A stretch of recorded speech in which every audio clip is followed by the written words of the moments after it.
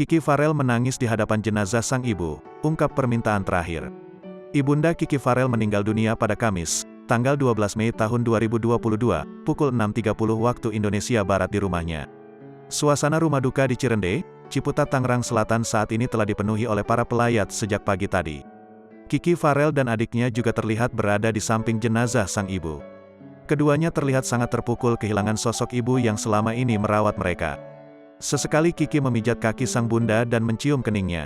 Dalam kesempatan yang sama, Kiki menyampaikan permintaan terakhir sang ibu, yaitu kasur. Menurut keluarga, kasur tersebut baru sampai di rumah duka pada Rabu, tanggal 11 Mei tahun 2022, malam. Kasur tersebut pun saat ini yang digunakan untuk meniduri jenazah Mama Dahlia.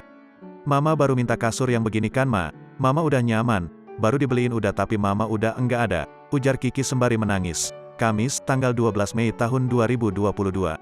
Rencananya jenazah ibunda Kiki akan dimakamkan di TPU Pisangan siang nanti. Saat ini jenazah juga tengah dimandikan.